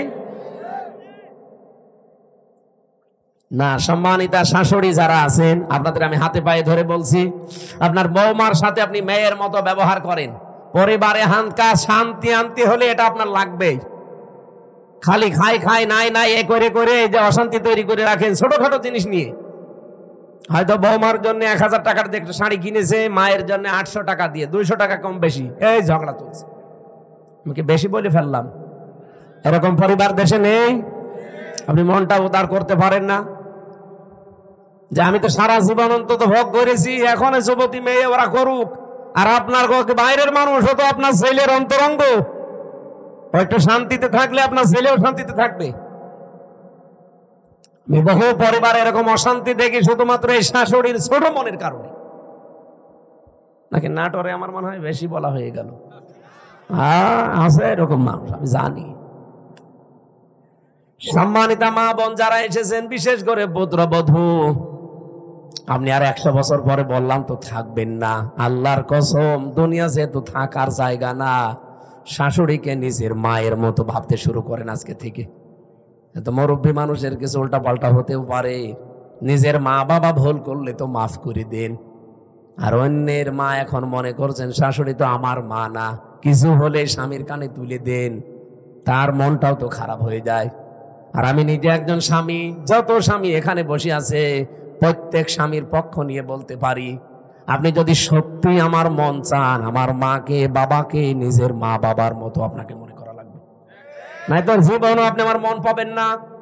হয়তো উপরে আপনাকে ভালোবাসবো আমার ছেলে মেয়ের কারণে, কিন্তু জীবনও আপনি আমার মন পাবেন না। আশা করছি এটা একটু ছাড় দেবেন, নিজের মা বাবার মতো আপনি মনে করে দেখেন, দেখেন পরিবারটা একটা মিনি জান্নাত হয়ে যাবে। বিশ্বনবী জানিয়েছেন, পরিবার যখন কোন স্ত্রী লোক মারা যায় এ অবস্থায় যে তার স্বামী তাকে দেখে বলেছে, না আমার বউ কিন্তু সত্যি আমার মন মতো ছিল, নবীজি বলেন এই স্বামী স্ত্রীর লাশ দেখে যদি গ্যারান্টি দিতে পারে ওই স্ত্রী জান্নাতি। নামাজ পড়ে নাই, রোজা রাখে নাই, পর্দা করে নাই, কথাগুলো এখানে নেই। খাদিজাতুল কুবরার পুরা জীবনী পড়লাম, জীবনে 1 ওয়াক্ত নামাজ পড়েননি, একটা রোজা রাখেননি, জীবনে একদিনের জন্য পর্দায় থাকেননি, জীবনে একটা হজও করেননি, একটা টাকা যাকাতও দেননি, কিন্তু তাকে আমার আল্লাহ নিজে সালাম পাঠিয়েছেন। এই একজন মাত্র মহিলা পৃথিবীতে যাকে আল্লাহ নিজে সালাম দিয়েছেন, আর নিজে জান্নাতে ঘর বানিয়ে তার জন্য সুসংবাদ পাঠিয়েছেন এই একটা মাত্র মহিলা। অথচ জীবনে কোনোদিন নামাজে 1 ওয়াক্ত পড়েননি, একটা রোজা রাখেননি, জীবনে একদিনের জন্য পর্দায় ছিলেন না। কারণ কি? কারণ এগুলো সব নাজিল হয়েছিল তার ইন্তেকালের পরে। কথা বোঝে? এই বিধানগুলো সব নাজিল হয়েছিল তার ইন্তেকালের পরে, এজন্য উনি করতে পারেননি। কিন্তু আল্লাহ তাকে সালাম দিয়েছেন এবং ঘর জান্নাতে বানিয়ে আলাদা তার জন্য পাঠিয়েছেন। এমন একটা ঘর খাদিজার জন্য আল্লাহ বানিয়ে রাখলেন যে ঘরের ভেতরে কোনো নয়েজ নেই, কোনো আওয়াজ নেই, গোলমাল মুক্ত। তার জীবনী পড়তে গিয়ে আমি ব্যাখ্যায় পেয়েছি এটা একটাই মাত্র কারণ। কি? একটাই মাত্র কারণ, হযরতে খাদিজাকে আল্লাহ জান্নাত দেওয়া, সালাম দেওয়া, যে জীবনে কোনো দিন তিনি স্বামীর মনে একদিনের জন্য দুঃখ দেয়নি। স্বামী যখন বাইরে থেকে আসতো ঘরটা নয়েজ মুক্ত রাখতেন, আওয়াজ মুক্ত রাখতেন, একটা নির্মল শান্ত পরিবেশ তৈরি করে দিতেন ঘরটায়, মনে হচ্ছে বাইরে থেকে এসে জান্নাতে আছে। আল্লাহ এত খুশি হয়েছিলেন স্বামীর এই আচরণটায়, নিজে সালাম তো পাঠিয়েছেন, আবার জান্নাতে ওরকম একটা আলাদা ঘর বানিয়ে সুসংবাদ পর্যন্ত দিয়েছে। আমি নিজে স্বামী সহ যত স্বামী এখানে বসে আছি, আমি গ্যারান্টি দিয়ে বলতে পারি, একটা স্বামী এখন হাত তুলতে পারবেন যে জীবনে কোনো দিন একদিনের জন্য আমার স্ত্রী আমাকে একটা দুঃখ দেয়নি? হাত তোলেন তো। নেই।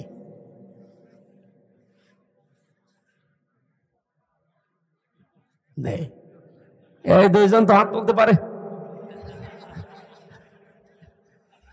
এই ক্যামেরা এদিকে মারো।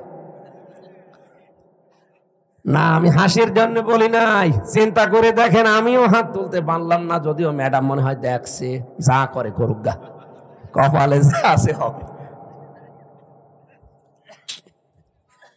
কি আশ্চর্য মেয়েরা, এই যে হাজার হাজার মহিলারা বসে আছে, ওরা মনে করে নামাজ পড়লে, রোজা রাখলে আর কালো বোরকা পড়লে আমি জান্নাতি। কে বলিস আপনাকে? খাদিজা তো জীবনে 1 ওয়াক্ত নামাজ পড়েনি, একটা রোজা রাখেনি, একটা দিনের জন্য পর্দায় ছিল না, জীবনে কোনো দিন একটা দিনের জন্য, একবারের জন্য স্বামীর মনে তিনি দুঃখ দেয়নি। এরকম স্ত্রী তৈরি করা দরকার না? এখানে যারা বসে আছেন আল্লাহ যেন খাদিজার মতো তৈরি করে দেন আপনাদের, বলেন আমিন। না, সিস্টেমটা যদি উল্টিয়ে ফেলি, ওরা যদি হুজুর এটা একটু বলেন তো, এখানে এমন কোন স্বামী আছে কিনা যে জীবনে একদিনের জন্য স্ত্রীকে একটা দুঃখ দেয়নি? একটা না, প্রতিদিন 20টা করে দুঃখ দিচ্ছে। আমাদেরকে হযরতে আলীর মতো হওয়া লাগবে। আল্লাহ আমাদেরকে এই মানুষগুলোর জীবনে সামনে রেখেছেন কেন? শিক্ষা নেওয়ার জন্য। পরিবারটা জান্নাত হয়ে যাওয়ার কথা, অথচ 100টার প্রায় 99টা পরিবার এখন শান্তি নেই। সে আলেম বলেন, হুজুর বলেন আর জেনারেল বলেন, সবগুলো এখন অশান্তি, এই শুধু ছোট মনের কারণে। আমি দুনিয়ার একটা হিসাব দিচ্ছিলাম, আমি নিজের দাদার বাবাকে পর্যন্ত আর চিনতে পারছি না। 200 বছর পরে আমিও যদি কুষ্টিয়ায় আমার ওই বাড়িতে এসে বলি এই বাড়ি আমি বানিয়েছিলাম, আল্লাহর কসম 200 বছর পরে যারা ওখানে বাস করবে আমারে কুষ্টিয়ায় ঢুকতে দেবে না। এই হচ্ছে দুনিয়া। আল্লাহ এর পরের অংশে দিয়েছেন, ওয়া ইন্নামা তুওয়াফাউনা উজুরাকুম ইয়াউমাল কিয়ামাহ। ও পৃথিবীর মানুষেরা, বুঝে শুনে কাজ কারবার করবা, যা করো না কেন এইটা কিন্তু তোমারে দেওয়া হবে, যা করবা এইটাই তোমাকে দেওয়া হবে। ফামান যুহজিহা আনিন নার, এইটা বলার জন্য আমি এ পর্যন্ত আসলাম, ভালো করে শুনবেন। ফামান যুহজিহা আনিন নার ওয়া উদখিলাল জান্নাতা ফাকাদ ফাজ। এখানে আয়াতের 2টা তাফসীর হয়। আলেম যারা আছেন তাদেরকে বলছি ভালো করে মিলাবেন। প্রথম তাফসীর হচ্ছে, ওই লোকটার জীবন আসল সফল, যাকে আল্লাহ জাহান্নামের আগুন থেকে মাফ করে দিয়ে জান্নাতে দিয়ে দেবে, সে লোকটা সফল। আর একটা তাফসীর হচ্ছে, পৃথিবীর ময়দানে যতদিন সে বেঁচে আছে, জাহান্নামের কাজগুলো যখন আস্তে আস্তে ছেড়ে দিয়ে জান্নাতের কাজের দিকে আস্তে আস্তে এগিয়ে যেতে পারে, তখন সে যেন মনে করে আমি সফল হচ্ছি। আগে নামাজ পড়তো না, এখন ধরেছে। আগে সুদ খেতো, এখন ছেড়ে দিয়েছে। এরকম কাজ কারবার গুলো যখন আপনি জাহান্নামের কাজ একটা একটা করে ছেড়ে দিয়ে জান্নাতের কাজের দিকে এগিয়ে যেতে পারবেন, আপনি মনে করবেন আল্লাহ পাক আমাকে জীবন সফল করে দিচ্ছে। আপনি বলেন তো, হচ্ছে আপনার জীবন এটা? না। আগে বিড়ি খেতেন না, এখন আরো খান। আগে সুদ খেতেন না, এখন খান। এমনকি এখানেও আমার মনে হয় এমন এমন মানুষ বসে আছে, সুদের টাকা ছেড়ে দেয়, 1000 টাকা দিলে 100 টাকা বেশি দেয়। এরকম মানুষ টাকা ছেড়ে দিয়ে রেখেছে, সেই টাকা ওয়াজ শুনে যে তুলবে। এরকম মানুষ নেই? অলরেডি টাকা ছেড়ে দিয়ে এসেছে, ওয়াজ শেষ করে কালকে যে ওই টাকা তুলবে, সুদের টাকা। নাকি এলাকা এখনো শুরু হয়নি? তা কারা কারা সুদের টাকা ছেড়ে দেবেন হাত তোলেন তো। একজু তা দাঁড়িয়েলা মানুষ। আপনি কয় টাকা ছেড়েছেন? না, যারা এগুলো ছেড়েছেন আপনি না খেয়ে মরে যান ভাই। সুদের টাকা খাওয়া আর মায়ের সাথে জেনা করার সমান। আরো জোরে বলেন নাউযুবিল্লাহি মিন যালিকা। আল্লাহ আমাদের হেফাজত করুন, আমিন।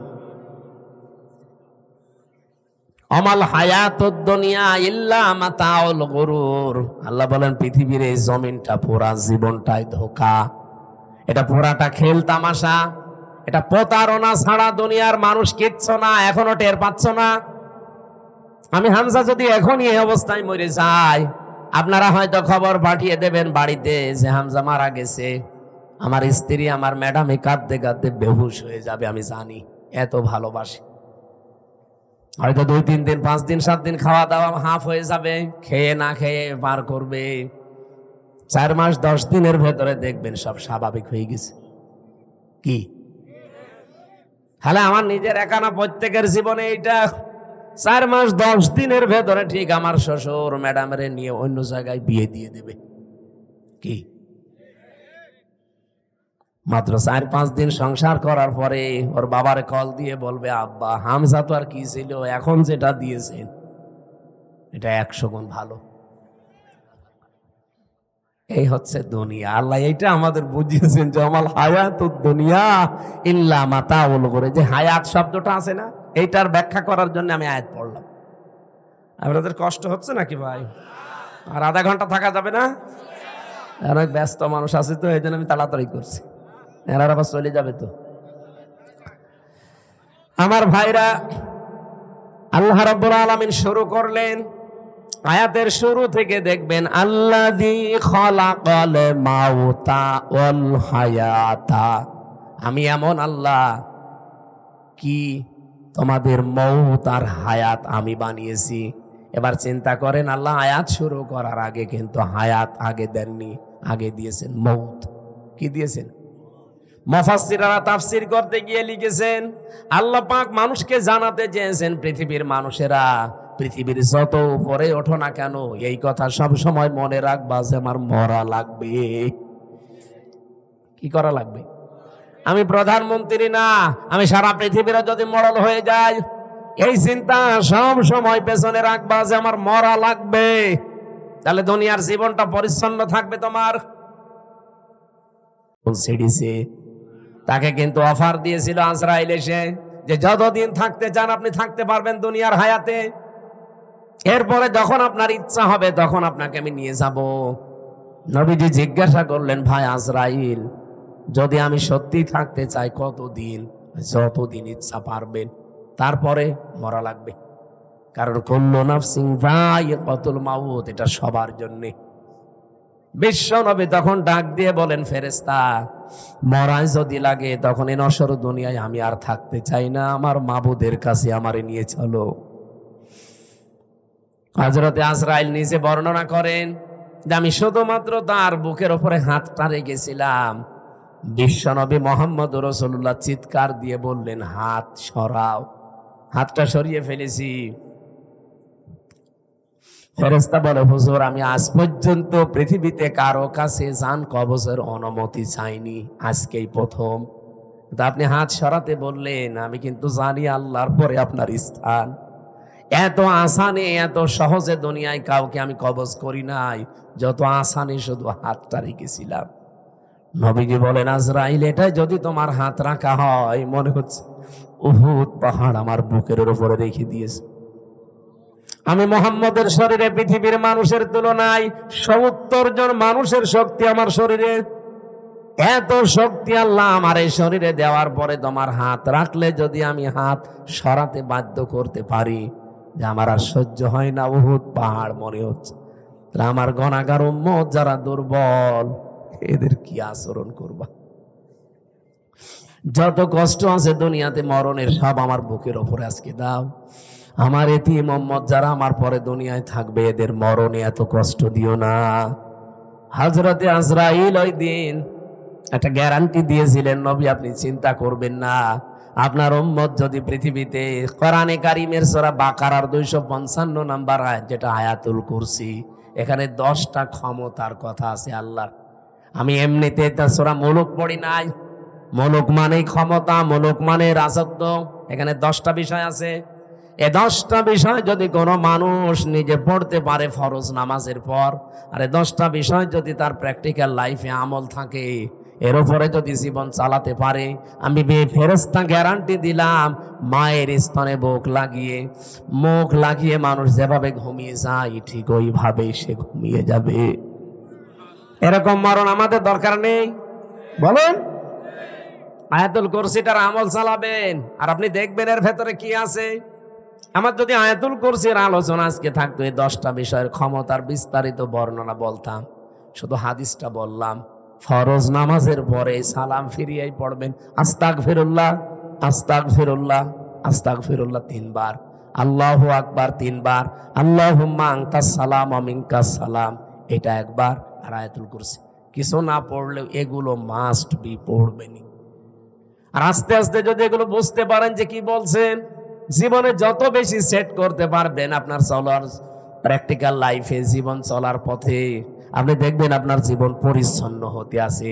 ওই যে ফামাংসু হুসিহানিন নার ওয়া উদখিলাল জান্নাতা ফাকাদ ফাজ, আপনাকে সফল আল্লাহ করে দেবে। আস্তে আস্তে জাহান্নামের কাজ আপনি ছেড়ে দেবেন, জান্নাতের কাজের দিকে আপনাকে ঠেলে ঠেলে আল্লাহ দিয়ে দেবে।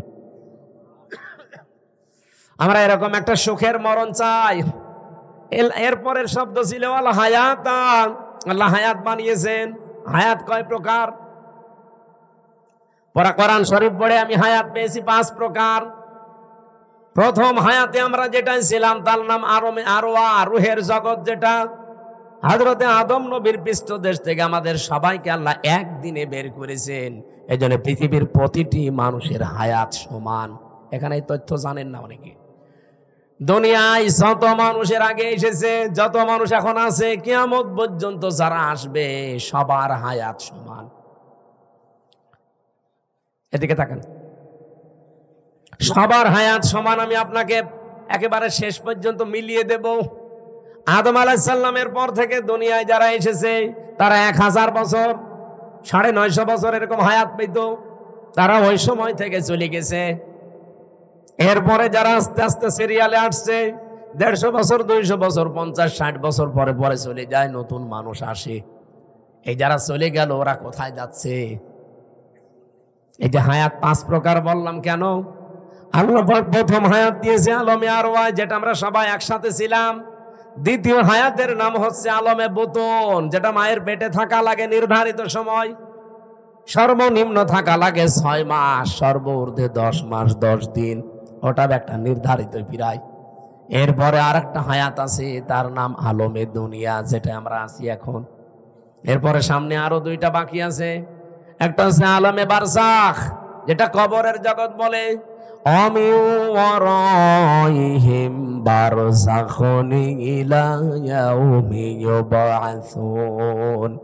তোমাদের এরপরে একটা পর্দার আড়ালের জগৎ আসতেছে, তার নাম বারজাখ, কবর। এরপরে তোমাদের ওঠা লাগবে আলমে আখেরাত, আখেরাতের জগতে। কয়টা পেলাম জগৎ? বলেন বলেন। একটা অলরেডি পার হয়ে গেছে নাকি? 2টা পার হয়ে গেছে, একটা আলমে আরওয়াহ আর একটা আলমে বুতুন, মায়ের পেট। সামনে আর 2টা বাকি আছে, মাঝখানেরটায় আছি। আরে আগে 2টা গেলে পরে 2টা থাকলে মাঝখানেরটায় থাকা যায় না। এবার একেবারে কিয়ামতের আগের 5 দিন আগে যে লোকটা আসবে দুনিয়ায়, সেও তো মারা যাবে। কথা বলে না কেন? আদম নবীর পরে যে লোকটা দুনিয়ায় এসেছিল সে 900 বছর মনে করেন ছিল। এই 900 বছর পরেই তো এখন তার আলমে বারজাখ শুরু হয়ে গেছে, কবরের জগৎ। আর কিয়ামতের 5 দিন আগে যে লোকটা আসবে সেও তো কবরে 5 দিন থাকবে। এই যে আমি হায়াত সমান বললাম প্রত্যেকের, কেন বলেছি জানেন? আমরা তো একদিনই আদমের পেট থেকে বের হয়েছিলাম, কিন্তু আগে পরে আসার কারণে প্রত্যেকের কবরের জগৎ কিন্তু একই। হয়তো তারা আগে পাল্টিয়েছে, আমরা পরে আসতেছি। আমরা চলে যাওয়ার পরে যারা আসবে ওরা তো এখন ওই রকম কবরের জগতে আছে। বারজাখুন মানে কি? এই পর্দার আড়াল, এই যে পর্দা দেওয়া আছে, এর পেছনে যারা আছে ওরা সিরিয়াল করে আসবে, আমরা ওখানে চলে যাব। তাহলে পৃথিবীতে যত মানুষ এসেছে আসবে, এখন আছে, সবার হায়াত কিন্তু সমান। হয়তো দুনিয়ার হায়াত একটু কম বেশি হয়, তাও 5 বছর, কেউ 10 বছর, কেউ 50-100 বছর। কিন্তু আলমে আখেরাতের যে জগৎ, বারজাখের জগৎ, আলমে যেটা ওই যে কি আরওয়ার জগৎ, রুহের জগৎ, এগুলো সবার জন্য সমান। এই 5টা হায়াত আল্লাহ আমাদেরকে দিয়ে বলেন কেন দিলাম? এই মাঝখানের হায়াতটা জানো, দুনিয়ার জগৎ যেটা, লিয়াবলুয়াকুম আইয়ুকুম আহসানু আমালা। আমি আল্লাহ দেখতে চাই তোমাদের ভেতরে এই ছোট্ট হায়াতে সবচাইতে ভালো কাজ কে করে আসতে পারো। আল্লাহ কি কাজ দেখতে চেয়েছেন? আল্লাহ আকসারু আমালা দেয়নি যে বেশি কাজ, না, আল্লাহ ভালো কাজ চাই। বিশ্বের অন্যান্য দেশে ঘুরলাম, তারা যতটুকু কাজ করে কাজটা ভালো করে, এজন্য টেকসই হয়। আমাদের দেশে কাজ বেশি হয়, কাজটা ভালো হয় না, এজন্য টেকসই হয় না। বঙ্গবন্ধু টানেলে এখনই পানি আরম্ভ হয়েছে। পরশু দিনও আমি আসলাম, চট্টগ্রামের বঙ্গবন্ধু টানেলের নিচ দিয়ে এখন পানি উঠতেছে বাম পাশ দিয়ে। 100 বছরের টার্গেট নিয়ে বানানো। এই যে পাবনা আর উপরের এই যে কি ব্রিজ যেন, এটা কত বছর চলছে বলেন? ওর নিজের মেয়াদ শেষ হয়ে গেছে, তারপরও যা সেইটাই আছে। আপনার তো কাজ আল্লাহ বেশি চাই না, দুনিয়ায় কাজ চাই, ভালো কাজ। কি চাই? আল্লাহ জানে আকসারু আমালা দেয়নি যে বেশি বেশি কাজ করো না, কাজ আপনি অল্প করেন, কিন্তু কাজটা যেন আরো জোরে বলেন। আহসানু আমালার ব্যাখ্যায় আমি আর একটা জিনিস পেয়েছি।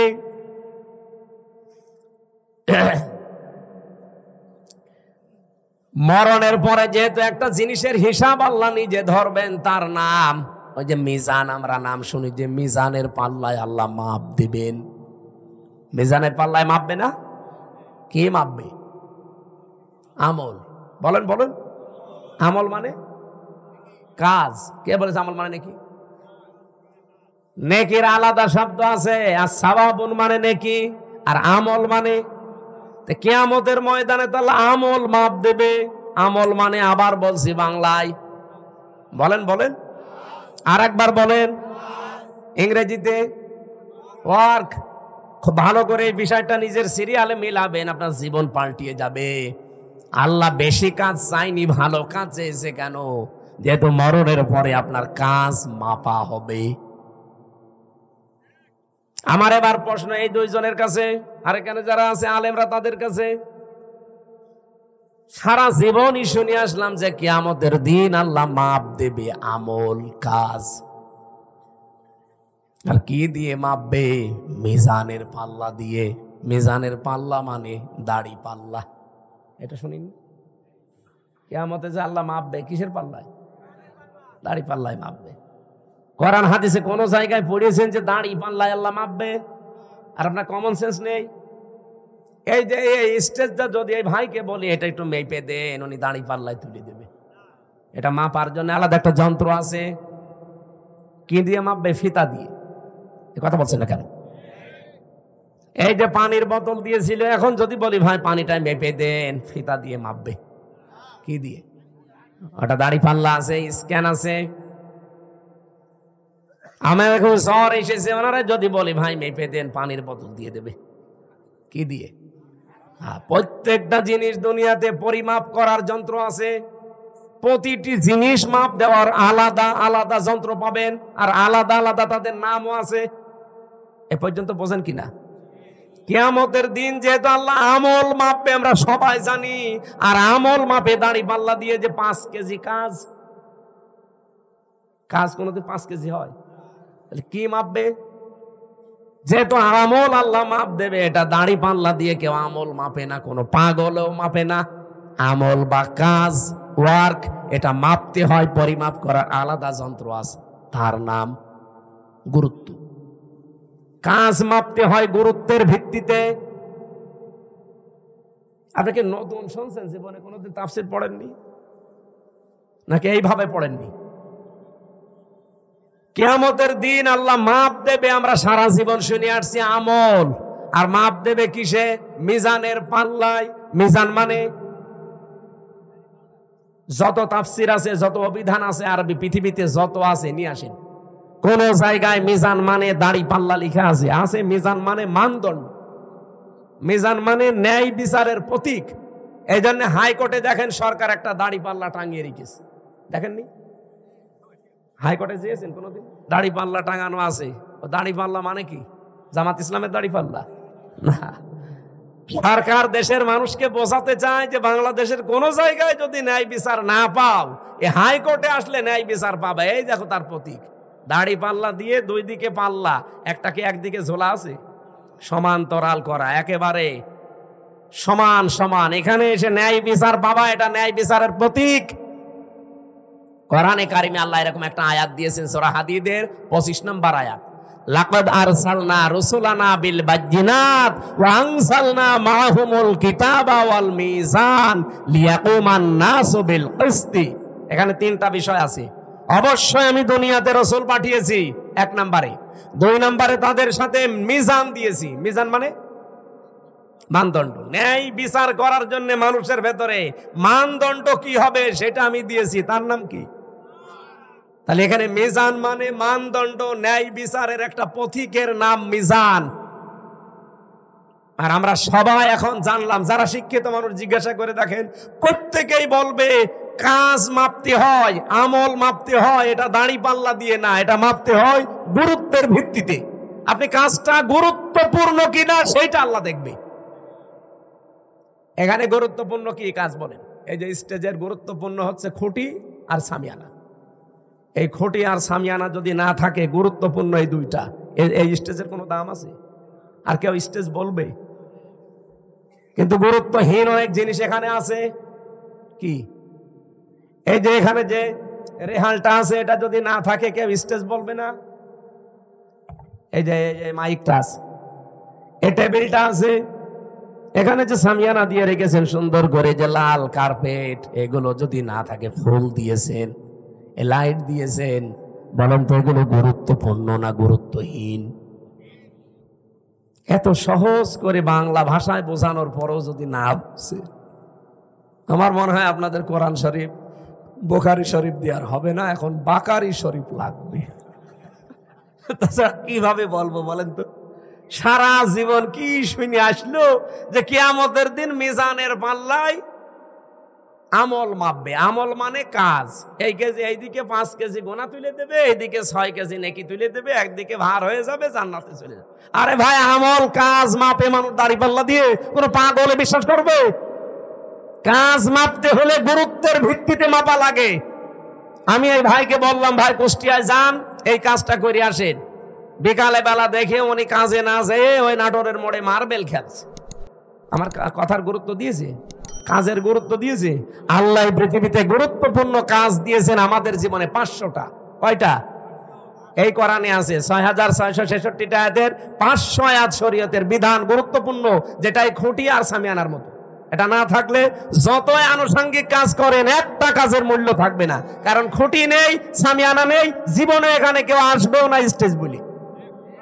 আমি আশা করি কথা কি বোঝাতে চাই আপনি বুঝেছেন। জীবনের গুরুত্বপূর্ণ এই কাজগুলো আজ আমাদের নেই। গুরুত্বহীন যেগুলো, এই টিস্যু বক্স, এই যে এটা, এই যে সামিয়ানা, এই যে মাইক, এই কার্পেট, এগুলো না হলেও চলে। হয়তো ওইগুলো নিয়ে আমরা আজ মারামারি করছি। বলেন, ওইগুলো নিয়ে আজ বাংলাদেশে মারামারি, শুধু দল বেদলে বিভক্ত। অথচ এই 500 আয়াত নিয়ে কোনো জায়গায় মারামারি হয় না। এই 500-র ভেতরে একটা আইন হচ্ছে আল আকিমুদ্দিন ওয়ালা তাতাফাররাকু ফি। এই জমিনে আল্লাহর দ্বীন কায়েম করা লাগবে, এখানে কোনো ফতোয়াবাজি চলবে না।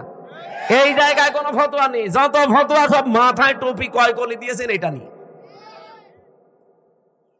আরে রাজশাহী, চাঁপাইনবাবগঞ্জ, নওগাঁ, নাটোর, এগুলোতে আরো বেশি। আমিন জোরে বলবেন, আসতে বলবে, এই নিয়ে মারামারি করে। গুরুত্বপূর্ণ কাজগুলো আগে করেন, কারণ কিয়ামতে আল্লাহ এইটাই মাপবে। মানুষের কাজ মাপতে হয়, আমল মাপতে হয় গুরুত্ব কি, গুরুত্বর সাথে। গুরুত্বহীন না গুরুত্বপূর্ণ, এইটা আল্লাহ দেখবে।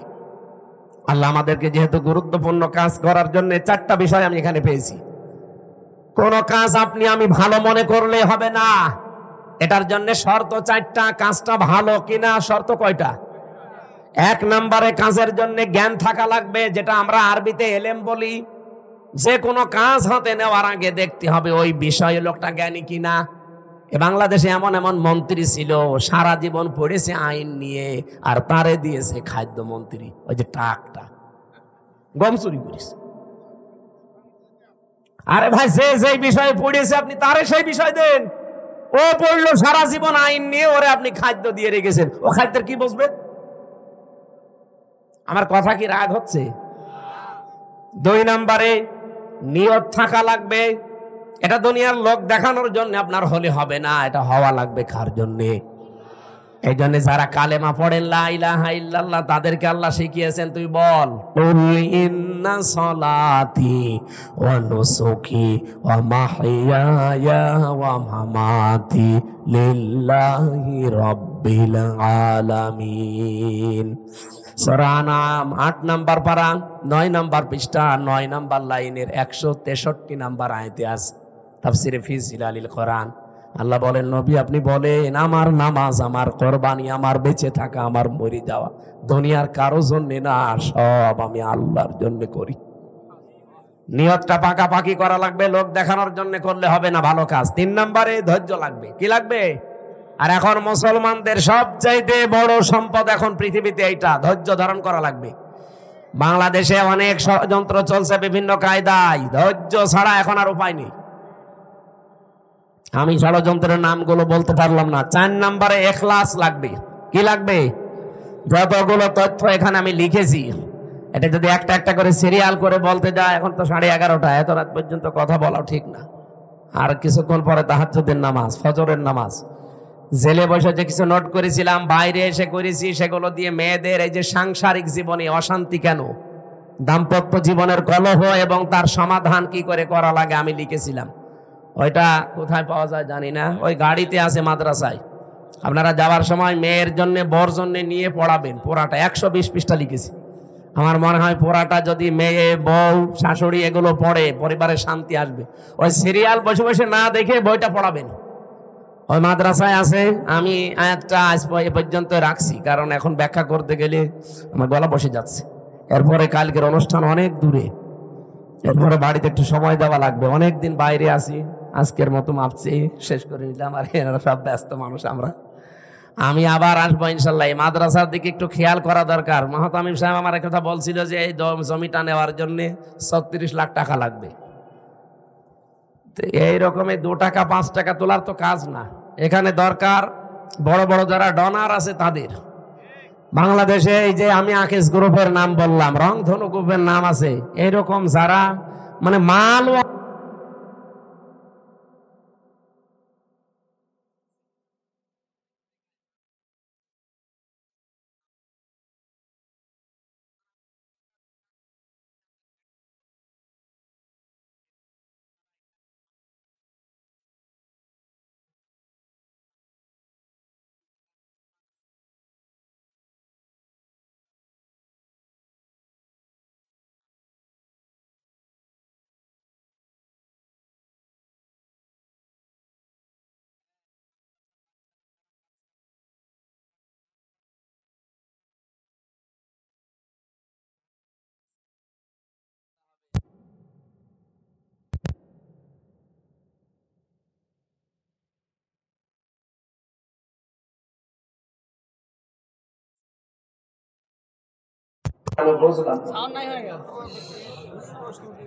প্রত্যেকের জন্য তো আলাদা জান্নাত, তার সাথী থাকবে আলাদা, হুর গেলমান যেটা আছে আলাদা। মায়ের পায়ের নিচে সন্তানের জান্নাত, এটা ঠিক আছে। আর জান্নাত কিন্তু এই স্ত্রীর বা স্বামীর পায়ের নিচে স্ত্রীর জান্নাত, এটা হাদিস না, এটা বানানো কথা। আমরা নিজেরা বানিয়েছি খেদমত নেওয়ার জন্য। আমাদের খেদমত করা লাগবে, এটা ঠিক আছে। এটা আর কি এত প্রশ্ন, বাবা বাবা এত পড়তেই লাগবে অনেক সময়। এটা মনে হচ্ছে কোনো মায়ের একটা প্রশ্ন। আমি দেখবো ইনশাল্লাহ, মোনাজাতের পরে দেখছি। আল্লাহুম্মা আমিন। লা ইলাহা ইল্লা আনতা সুবহানাকা ইন্নী কুনতু মিনাজ জালিমিন। লা ইলাহা ইল্লা আনতা সুবহানাকা ইন্নী কুনতু মিনাজ জালিমিন। এই মোনাজাতটা বসে করেন ভাই, বসে বসে বসে। হ্যাঁ, মোনাজাতটা যে যেখানে আছেন ওখানে বসেন। মোনাজাত বসে করেন। মোনাজাত শেষ হোক, গাড়ি থেকে বইটা নিয়ে বাড়ি যাবেন, বসেন। রব্বানা আতিনা ফিদ দুনিয়া হাসানা ওয়া ফিল আখিরাতি হাসানা ওয়া কিনা আযাবান নার। রব্বুল আলামিন গভীর রজনী এখন